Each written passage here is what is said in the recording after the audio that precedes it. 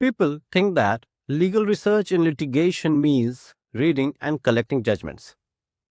They open certain online tools, search for some keywords, download 5 to 10 cases, highlight paragraphs, and they think they have done their work. But when they take this research to the court, it often fails. Now, let me tell you this, that failure has not happened because the junior was lazy or the junior was incapable, but that failure happened because legal research in litigation is misunderstood from the very beginning.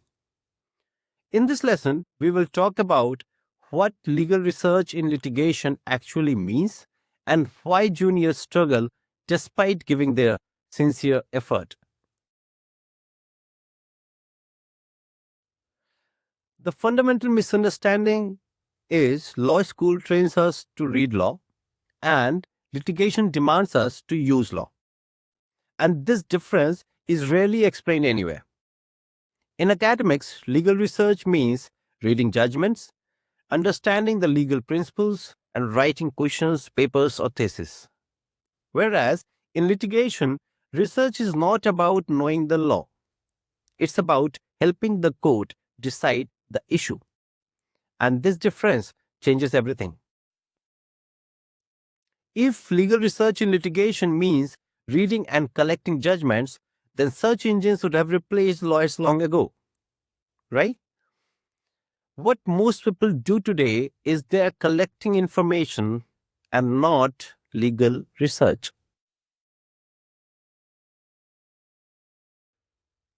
Legal research in litigation means only one thing: finding the legal principle which will move the court towards the relief you are seeking based on your facts.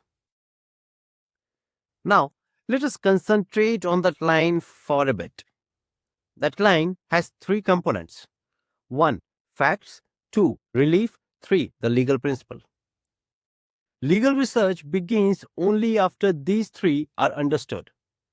If you don't know what relief you are seeking, what the court is deciding today, then your research will always be directionless and no number of judgments can fix that. Most people start their legal research for litigation like this. They open a database, they search for some keywords, they collect the cases and paste them in their arguments. This process feels productive, but often it is dangerous because when the court asks, "How is this judgment applicable?" the person or the junior has no answer.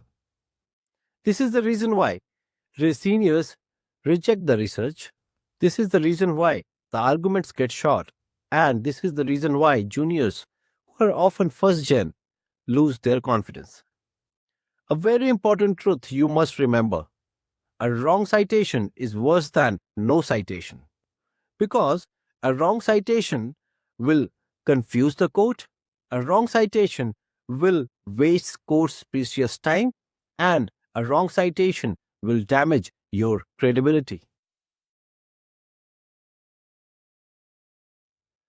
Judges are never impressed by volume, bundles, and long lists of citations, while judges are always looking for clarity, assistance, and relevance. Courts will never ask you, "How much did you read?" but will surely ask you, "How does this judgment helps me deciding the matter?" And if your research does not answer that, I'm sorry, it has no value. Legal research in litigation is not an academic subject, it's a strategic one. So, before you use any judgment as a citation, ask yourself, what issue does this judgment resolve? Why will this citation persuade the court? And how this judgment applies to the facts of your case? And if you cannot answer these three in one line, then that judgment should not belong to your arguments. These are the reasons why most juniors struggle with legal research, not because they don't work hard, but because they start from the wrong place. In the next lesson, we will discuss issue-based research, a skill which every junior must have before touching any judgment. Thank you.